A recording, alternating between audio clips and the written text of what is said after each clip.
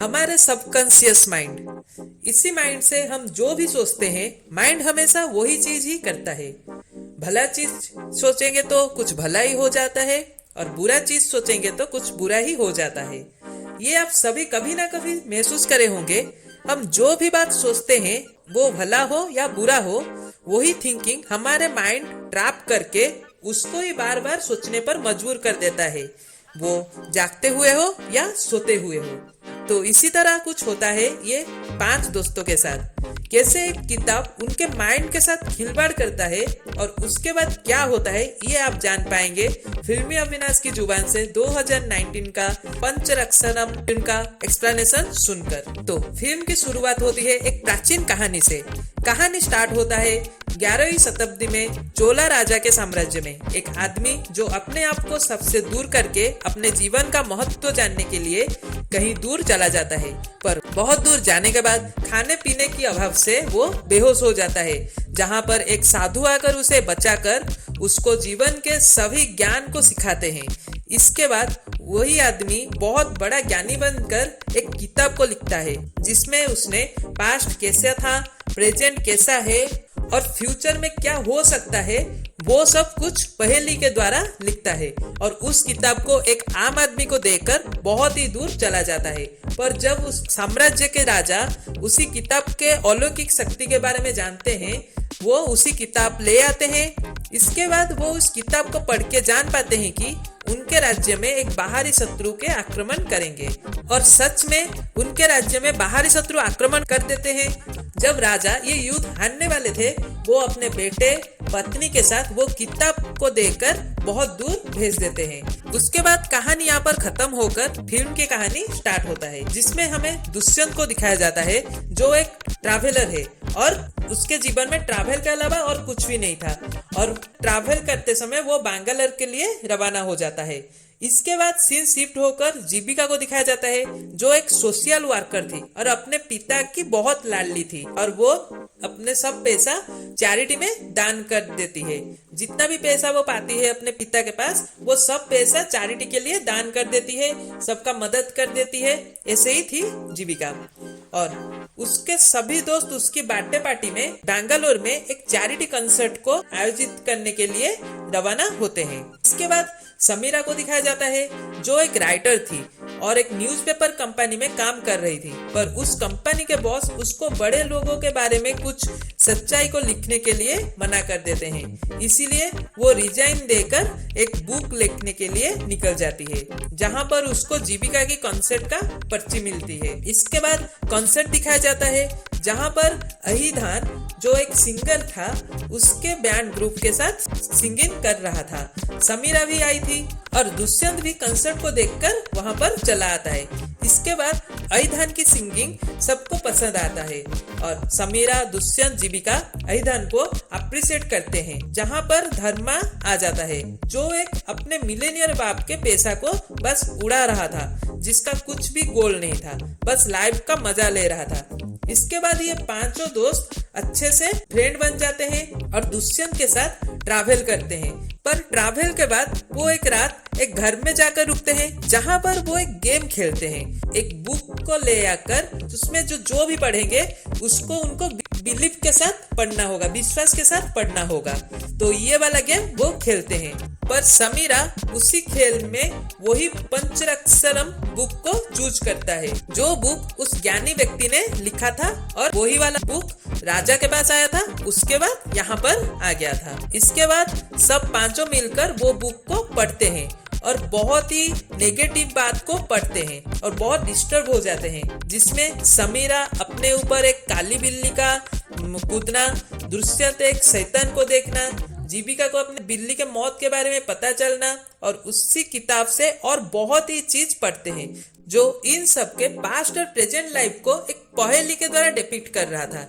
इसके बाद scene shift होकर समीरा को दिखाया जाता है जो अपने घर में पानी पी रही थी और इसी बीच उसके ऊपर एक काली बिल्ली कूद जाता है और वो इसी बात से घबरा कर सबको मैसेज दे देती है। इसके बाद अहिधान के दोस्त का पैरालिसिस हो जाता है, जब उसके बैंड पार्टी एक कोक स्टूडियो में पार्टिसिपेट करने के लिए वाला था। इसके बाद धर्म के पिता उसको 1 वीक का मोहलत भी दे देते हैं कुछ करने के लिए। तो इस बुक को पढ़ने के बाद इन तीनों के साथ बहुत ही नेगेटिव चीज हो रहा था, बस दृश्यम और जीविका को छोड़ के। उसके बाद वो पांचों जब एक जगह पर इकट्ठा होते हैं तब समीरा उनको सबकॉन्शियस माइंड के बारे में बताता है, जिसमें वो बताता है कि हम नेगेटिव सोच रहे हैं इसीलिए हमारे साथ नेगेटिव हो रहा है। तो इस बात में भी सब एग्री कर जाते हैं और ये सब अलग होकर बहुत दूर चले जाते हैं और सबके कांटेक्ट मिटा देते हैं कभी ना मिलने के लिए। पर इसके बाद उनके दिमाग में वही सब बात फिर से घूमने लगता है, जहाँ पर वो सब डिप्रेस हो जाते हैं, खासकर समीरा और अईधान। समीरा को नाइटमेयर भी आता है अपने माँ की घोस्ट का, और अईधान भी इसी डिस्टर्ब में गिटार बजाने के टाइम उसके पैर एक नंगे तार में पड़ जाता है और उसका सारा शरीर पैरालिसिस जैसा हो जाता है। और धर्मा का एक कार रेसिंग में एक्सीडेंट हो जाता है। जब ये बात समीरा और दुष्यंत को पता चलता है वो दोनों भाग के हॉस्पिटल जाते हैं और समीरा को अईधान का बात पता चलता है एक फेसबुक पोस्ट से। इसके पहले दुष्यंत और जीविका के साथ बहुत बुरा हादसा होता है। दुष्यंत जब ट्रैवलिंग कर रहा होता है तब एक सुनसान सड़क पर उसके ऊपर कुछ लुटेरे हमला कर देते हैं और जीविका को एक सीरियल किलर किडनैप करके ले जाता है। और ये जो भी सब घट रहा था इन पांचों के ऊपर सब वही किताब से पढ़ाई के बाद हो रहा था।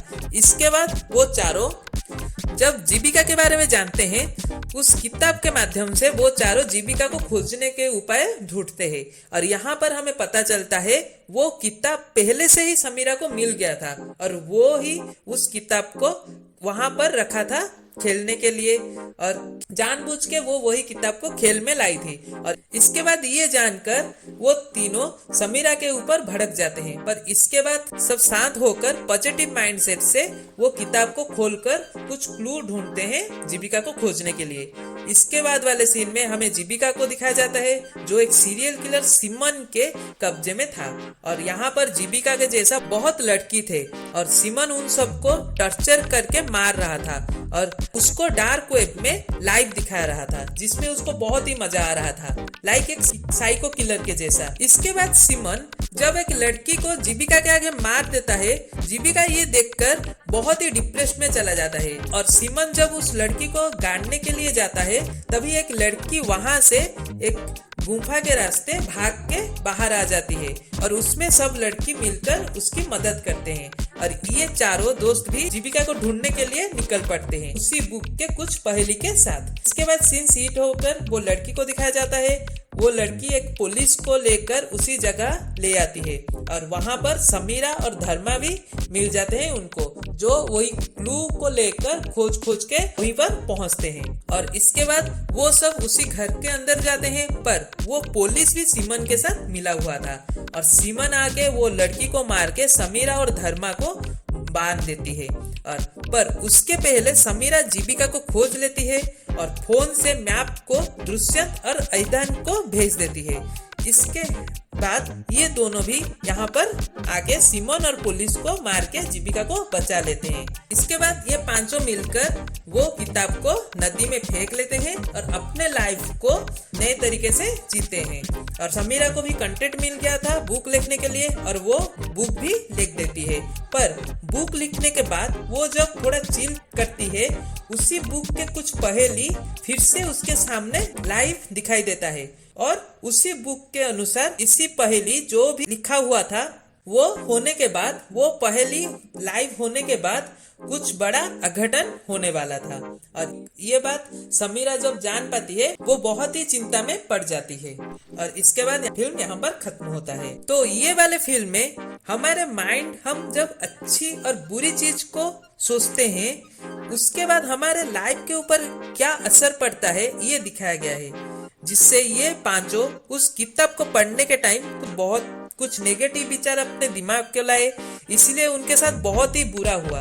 और जब चारों मिलकर जीविका को ढूंढ रहे थे तो वो चारों पॉजिटिव माइंडसेट से वो किताब पढ़ रहे थे, तो इसीलिए उनको जीविका मिल गई और उनके लाइफ में सब अच्छा होने लगा। पर फिल्म के लास्ट में समीरा फिर से नेगेटिव माइंडसेट हो गई जब वो किताब की पहेली को अपने आंखों के सामने सच होते हुए देख पाई तो उसके दिमाग में वही नेगेटिव विचार फिर से आ गया तो कुछ बड़ा अघटन होने का। तो यही वो किताब में बोला गया था और वही भी होता है। तो ये था पंचरक्षरम फिल्म का एक्सप्लेनेशन। तो आशा करते हैं आप सबको फिल्म का एक्सप्लेनेशन अच्छा लगा होगा।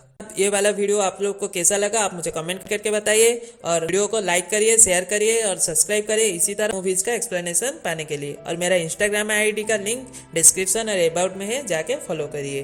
तो आपको कुछ फिल्म अच्छा लगता हो और उसका एक्सप्लेनेशन सुनने के लिए आप चाहते हो तो मुझे कमेंट बॉक्स में सजेस्ट करिए। तो रहता हूँ, फिर मिलते हैं।